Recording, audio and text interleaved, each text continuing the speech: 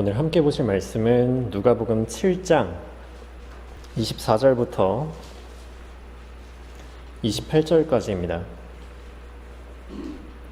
누가복음 7장 24절부터 28절까지입니다.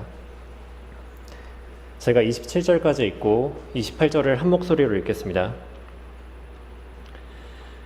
요한이 보낸 자들이 떠난 후에 주께서 무리에게 요한에 관하여 말씀하기 시작하시더라. 너희가 무엇을 보려고 광야에 나갔더냐? 바람에 흔들리는 갈대더냐? 아니면 무엇을 보라고 나갔더냐? 부드러운 옷을 입은 사람이더냐? 보라, 좋은 옷을 입고 호화스럽게 사는 사람들은 궁중에 있느니라. 그러면 너희가 무엇을 보려고 나갔더냐? 선지자더냐? 그렇다. 내가 너희에게 말하노니 선지자보다 더 훌륭한 사람이니라. 이것이 그에 관하여 기록된 것이니 보라, 내가 나의 사자를 내 면전에 보내노니 그가 내 앞서 너의 길을 예비하리라고 하였느니라. 내가 너희에게 말하노니 여인에게서 난 사람 가운데 침례인 요한보다 더 큰 선지자는 없느니라. 그러나 하나님의 나라에서는 가장 작은 자일지라도 그보다 더 크니라고 하시더라. 아멘. 오늘 말씀의 제목은 본문에 나온 대로 무엇을 보려고 광야에 나갔더냐? 무엇을 보려고 광야에 나갔더냐? 라는 제목으로 말씀을 전하겠습니다. 2025년 한국 리서치 조사에 따르면 한국인의 20%는 기독교인이라고 합니다. 대한민국 인구의 5분의 1에 해당하는 숫자이니까 한 1,000만 명 정도가 기독교인이라는 거죠. 이 세상 교회들은 사람들이 그렇게 많이 모이고 그 많은 사람들을 수용할 수 있는 큰 예배당을 부흥이라고 생각할지 모릅니다.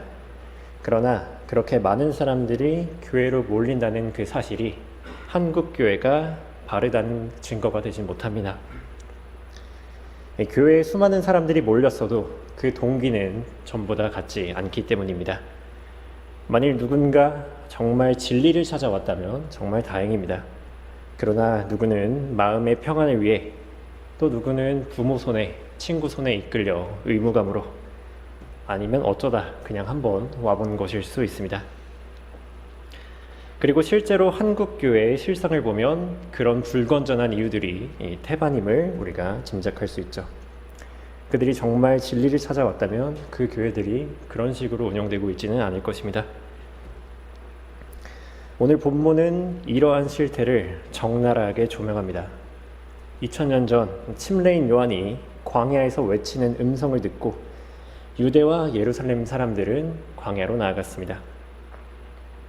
여러분, 이 광야가 어떤 곳입니까? 광야는 영적으로 또 상징적으로 굉장히 중요한 장소입니다.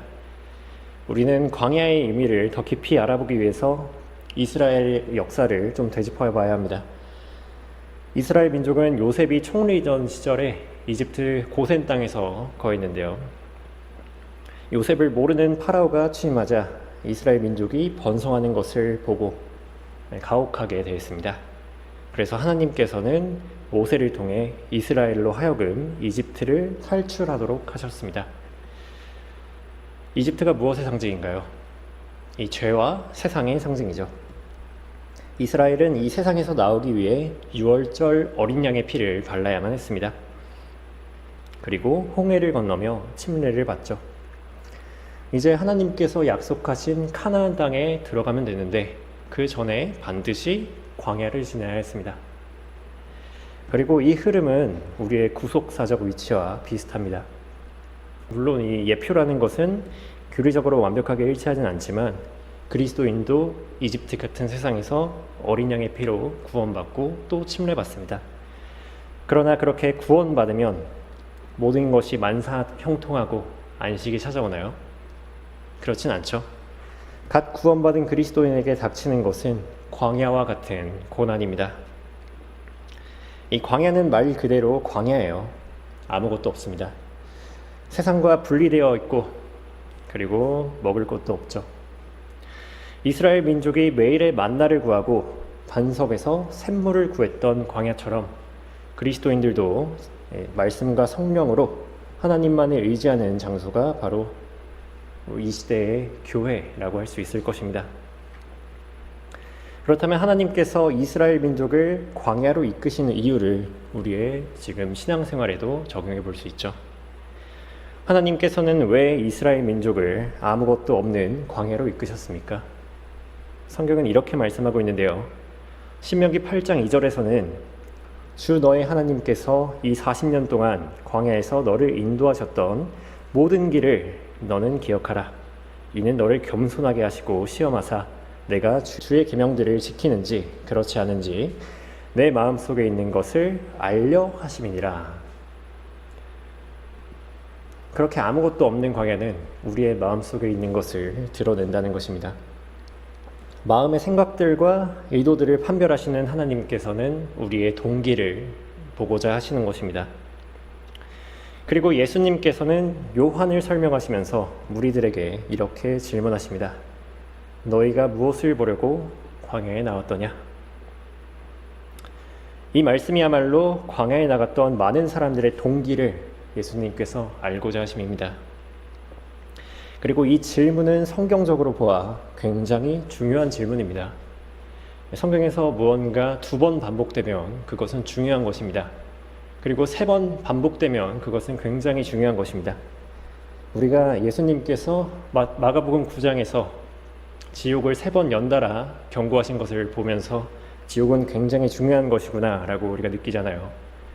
이 본문을 잘 보십시오. 이 본문에서는 예수님께서 너희가 무엇을 보려고 광야로 나갔더냐 라는 이 질문을 3번 반복하십니다. 그렇게 오늘 우리는 이 본문의 광야를 지금의 교회에 적용하여 광야에 가는 세 부류를 알아볼 것입니다. 오늘 말씀에서는 광야가 나온다면 교회로 치환해서 들으시면 될 것 같습니다. 과연 하나님께서는 어떤 동기를 인정하시는지 오늘 본문을 통해 함께 살펴보겠습니다. 광야에 간 사람들, 첫 번째로 바람에 흔들리는 갈대를 보러 간 사람이 있습니다. 누가복음 7장 24절 보시겠습니다. 요한이 보낸 자들이 떠난 후에 주께서 무리에게 요한에 관하여 말씀하기 시작하시더라. 너희가 무엇을 보려고 광야에 나갔더냐? 바람에 흔들리는 갈대더냐? 여러분께서는 순천만 갈대밭에 가보셨습니까? 갈대가 어떻던가요? 바람에 따라 이리저리 흔들리는 그런 풀입니다. 무리 중에는 이런 갈대를 보러 광야에 간 사람들이 있었다는 것입니다. 요한이 광야에서 침례를 주자 많은 사람들이 모였는데요. 그 중에는 요한을 진정으로 믿은 사람도 있었습니다. 그러나 침례인 요한의 음성은 그저 어떤 사람들에게는 구경거리가 되었을 수 있습니다. 그냥 단순한 영적 호기심과 시대의 흐름에 따라 모인 사람들도 있었겠죠. 그저 새로운 것이 등장하면 한번 보러 가는 겁니다. 바람에 흔들리는 갈대같이 말이죠. 우리는 여기서 중요한 상징 하나를 발견할 수 있습니다. 성경에서 바람은 언어적으로도 또 비유적으로도 영을 상징합니다. 그렇게 이 바람에 흔들린다는 것은 영적으로 영에 혹하는 사람들로 볼 수 있는 것입니다. 우리는 이스라엘 민족이 광야에서 얼마나 갈대같이 흔들렸는지를 볼 수 있습니다. 이집트 군대가 쫓아오니까 하나님의 그 10번의 재앙의 기적은 잊어버리고 갈대처럼 흔들렸고, 또 카나안 땅의 거인들을 보고 흔들리고, 또 금송아지를 보고 흔들립니다. 그렇게 흔들리는 것은 뿌리가 없기 때문입니다. 성경은 이런 사람들에 대해 이렇게 말하고 있는데요. 에베소서 4장 14절에서는 그리하여 우리가 이제부터는 더 이상 어린아이가 아니요 사람들의 속임수와 교활한 술책으로 그들이 속이려고 숨어서 기다리는 온갖 교리의 풍조에 밀려 이리저리 다니지 아니하고. 어린아이는 바람에 흔들리는 갈대같이 이리저리 흔들린다는 것입니다. 성경의 믿음을 뿌리 깊게 내리지 못하면 그렇게 됩니다. 이런 사람들은 어쩌면 자꾸만 자신을 흔들어 줄 수 있는 것만 찾습니다. 이 감동하다의 영어 단어는 move, 그러니까 움직이다 라는 뜻인데요. 그저 교회의 감동, 즉 흔들림을 찾으러 오는 사람들이 있습니다. 좋은 말씀하고 빵빵한 사운드의 찬양, 그리고 적당한 그런 말씀들은 적당한 감동하고 울림을 줍니다.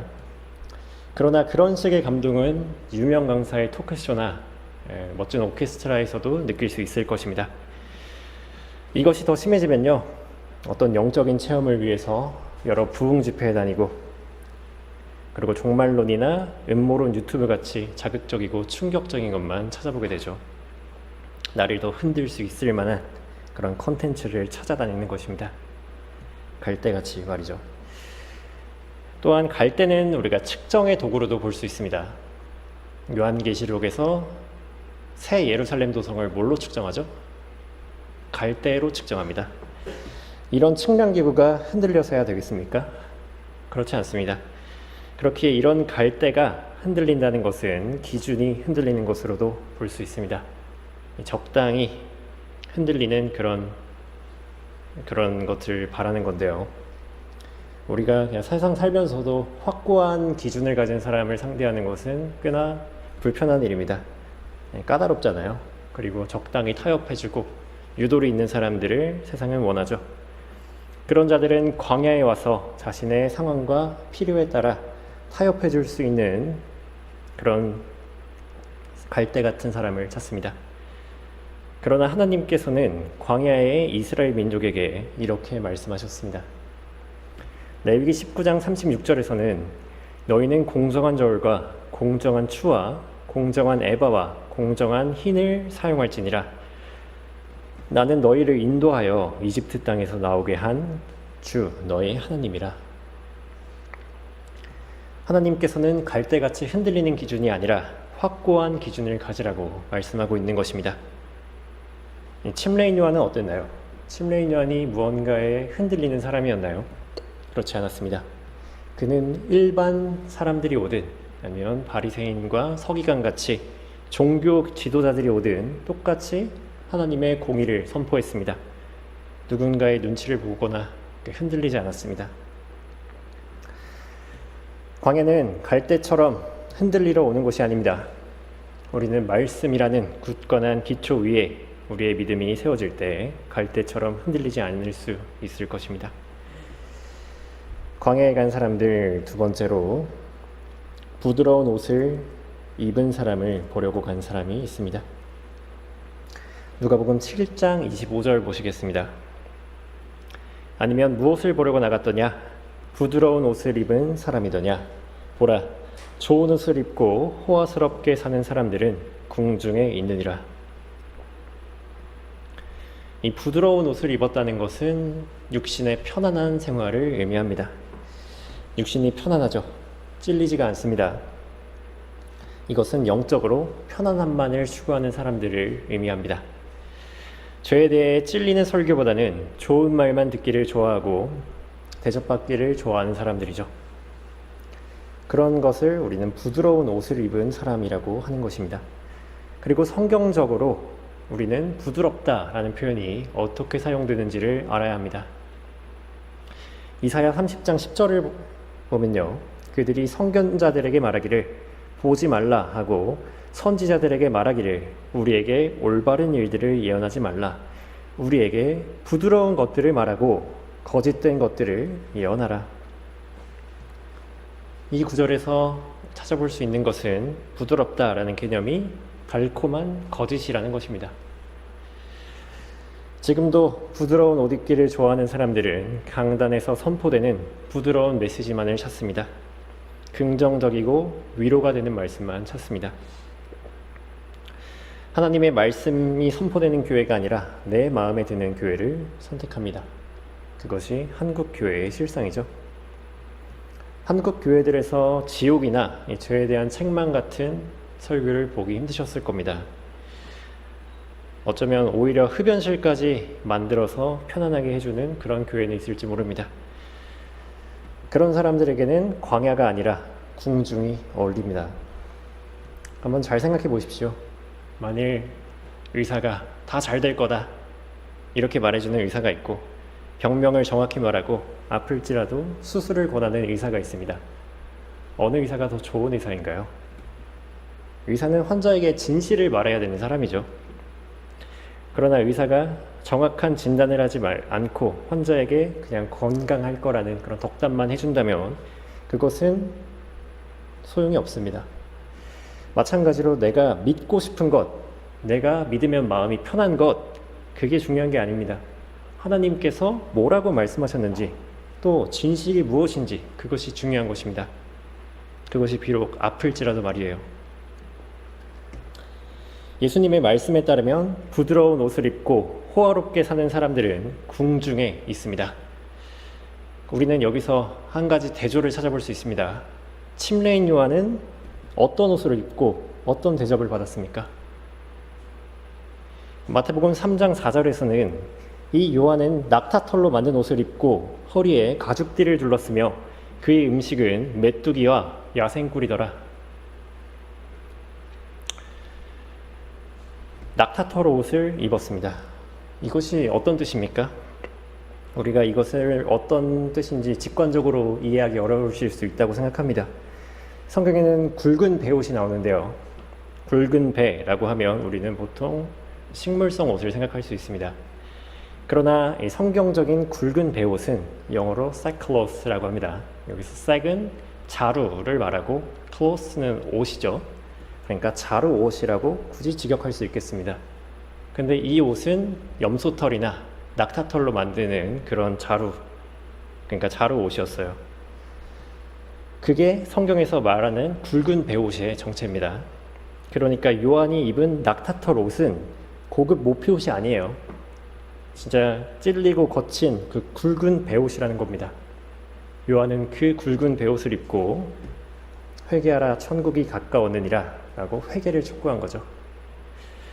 그러나 이런 옷을 입고서는 궁중에 들어갈 수 없었습니다. 에스더 4장 2절에는 이런 말씀이 있습니다. 왕의 문 앞까지 갔으나 굵은 배옷을 입고는 아무도 왕의 문 안으로 들어가지 못하였더라. 이 말씀이 단순히 궁중 예법을 말한다고 생각하십니까? 이 말씀은 심오한 영적 의미를 담고 있습니다. 이 거친 낙타털 옷은 궁중과 어울리지 않았습니다. 찔리는 설교는 궁중과 어울리지 않습니다. 요한은 권력자들에게 환심을 사려고 한 적이 없죠. 오히려 헤롯의 간음죄를 책망합니다. 그래서 이런 요한이 유일하게 궁중으로 들어간 순간은 요한이 목 베어서 머리만 남은 채였어요. 부드러운 옷 입은 사람은 광야가 아닌 궁중으로 가야 합니다. 만일 교회 회중들이 궁중 같은 편안한 교회를 추구한다면 요한 같은 진리의 선지자는 설 자리를 잃어버립니다. 여러분께서 만일 침례인 요한 같은 고난을 거부하고 굵은 배옷을 거부하고 대접받기를 바란다면 좋은 옷을 입고 궁중 같은 교회에 가면 됩니다. 그러나 하나님의 말씀을 원하신다면 광야로 가십시오. 광야에 간 사람들 세 번째로 선지자를 보러 간 사람이 있습니다. 누가복음 7장 26절 보시면요. 그러면 너희가 무엇을 보려고 나갔더냐? 선지자더냐? 그렇다. 내가 너희에게 말하노니 선지자보다 더 훌륭한 사람이니라. 이 아무것도 없는 것 같았던 광야에는 선지자 한 명이 있었습니다. 바로 침례인 요한인데요. 그는 낙타털 옷을 입고 메뚜기와 야생꿀을 먹었습니다. 세상적으로 보아서 그 선지자는 빼어난 것이 없었습니다. 그러나 예수님께서는 그 침례인 요한이 다른 선지자보다 더 훌륭한 사람이라고 말씀하시는데요. 이어서 예수님께서는 요한에 대해 이렇게 말씀하십니다. 누가복음 7장 27절에는요. 이것이 그에 관하여 기록된 것이니 보라 내가 나의 사자를 내 면전에 보내노니 그가 내 앞서 너의 길을 예비하리라고 하였느니라. 그 이유는 침례인 요한만이 예수 그리스도의 길을 직접 예비하는 사자였기 때문입니다. 침례인 요한은 자신을 드러내지 않았습니다. 침례인 요한은 철저하게 그리스도를 드러냈죠. 나는 쇠하여야 하겠고 예수님은 행해야 한다고 말한 것이 요한입니다. 그것이 그가 부름받은 목적이었어요. 여러분, 굵은 배에 옷을 입고 메뚜기와 야생꿀을 먹는 이 보잘것없는 선지자를 보러 광야에 오십시오. 그리고 여러분이 광야에 가서 만난 선지자 침례인 요한은 무엇이라고 합니까? 여러분은 모두 이 구절을 알고 있습니다. 요한복음 1장 29절에서는 그 다음날 요한이 예수께서 자기에게 오시는 것을 보고 말하기를 보라, 세상 죄를 제거하는 하나님의 어린 양이라. 요한은 그저 이정표에 불과한 역할이었습니다. 실질적으로 요한이 가리킨 것은 자신이 아니라 하나님의 어린 양이신 예수 그리스도였습니다. 이 선지자가 증거하는 예수 그리스도를 만나러 가십시오. 사람은 누구든지 이 예수 그리스도를 만나야 구원받을 수 있고 또 다시 오실 예수 그리스도를 소망해야만 인생을 바로 살 수가 있습니다. 오늘도 많은 사람들이 표면적인 행동으로 예수 그리스도를 찾습니다. 그러나 누군가는 단지 마음의 평화를 위해서, 심리적 위안을 위해서, 물질과 번성을 위해서 찾습니다. 앞서 본 것처럼 갈대나 부드러운 옷 입은 사람들을 보러 가는 것이죠. 그런 이유들을 모아보면 전부 다 자기 자신을 위해서 가는 것입니다. 그 중에 누가 예수 그리스도만을 바라면서 그 자리에 가겠습니까? 우리가 이것으로 알 수 있는 것은 올바른 동기로 선지자가 가리키는 어린 양을 보러 온 사람만이 하나님을 바로 섬길 수 있다는 것입니다. 그리고 그 어린 양이신 예수님께서는 이렇게 말씀하십니다. 누가복음 7장 28절을 보시면요. 내가 너희에게 말하노니 여인에게서 난 사람 가운데 침례인 요한보다 더 큰 선지자는 없느니라. 그러나 하나님의 나라에서는 가장 작은 자일지라도 그보다 더 크니라고 하시더라. 침례인 요한은 엄청난 선지자였는데요. 그런 요한마저도 하나님의 나라에서는 가장 작은 자입니다. 예수님이 말씀하시는 이 맥락상 요한이 중요한 건가요? 그렇지 않습니다. 예수님께서는 위대한 요한을 발판 삼아서 요한보다 더 중요한 하나님의 나라를 지금 말씀하고 있는 것입니다. 그 하나님의 나라를 바라보라고 하시는 것이죠. 이것은 교리적으로 구원에 해당하는 하나님의 나라입니다. 구원받아 하나님의 나라에 들어간 신약 성도는 구약 성도였던 요한과는 비교할 수 없는 영광을 얻습니다. 그러니 하나님의 나라를 바라보라는 것입니다. 침례인 요한은 하나님의 나라가 임하기 전에 잠들었죠. 그러나 우리는 이미 구원받아 하나님의 나라에 들어온 사람들입니다. 그런 우리는 어떻게 하나님의 나라를 바라볼 수 있겠습니까? 이 말씀을 우리에게 영적으로 적용한다면 우리가 미래에 받을 하나님의 나라의 유업으로 생각할 수 있습니다. 우리는 광야에 가는 이유가 예수 그리스도를 바라보고 또 하나님의 나라를 바라보러 광야에 가는 것입니다. 내가 이 광야라는 교회에서 예수 그리스도를 바라보지 않고 하나님의 나라를 바라보지 않는다면 그것은 왜 그 광야에 나가는 것입니까? 완전히 헛된 세월을 보내는 것입니다. 바울은 어떠했습니까? 바울은 이 세상에 소망을 두지 않았습니다. 바울은 이 광야 같은 세상에서 예수 그리스도의 다시 오심과 영원한 상급을 바라보았습니다. 디모데후서 4장 7절을 보시면요. 내가 선한 싸움을 싸우고 달려갈 길을 마치고 믿음을 지켰으니 이후로는 나를 위하여 의의 면류관이 마련되어 있어 의로운 재판관이신 주께서 그날에 그것을 내게 주실 것이며 또 나뿐만 아니라 그의 나타나심을 사모하는 모든 사람에게도 주실 것이라. 바울이 바랐던 것은 광야가 아닙니다. 바울은 이 예수 그리스도와 그 면류관을 사모한 것입니다. 이 광야는 우리가 영혼에 들어가기 전 잠시 거치는 장소입니다. 이 광야에 시선이 매몰되지 마십시오. 우리가 이 땅에서 어떻게 사느냐가 우리가 하나님의 나라에서 상속받을 유업을 결정합니다. 여러분께서도 예수 그리스도와 영원한 상급과 유업을 사모하십시오. 그렇게 해서 이 광야를 헤쳐나가시는 성도 여러분이 되시기 바랍니다. 결론입니다. 오늘 본문에서 예수님은 3가지 질문을 하셨습니다. 그리고 그 중에서 갈대와 부드러운 옷을 보러 간 사람들이 있었는데요.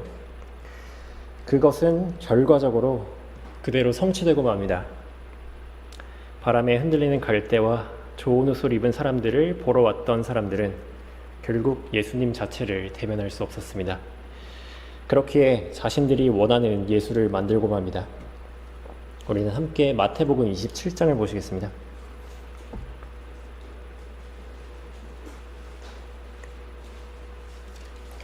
마태복음 27장 27절부터 보시겠습니다. 총독의 병사들이 예수를 관정으로 끌고 가서 주에게로 온 군대를 모으고 그에게서 옷을 벗기고 주홍색 겉옷을 입히더라. 또 가시로 관을 엮어 그의 머리에 씌우고 그의 오른손에는 갈대를 쥐어주며 그의 앞에 무릎을 꿇고 조롱하며 말하기를 유대인의 왕 만세라고 하며.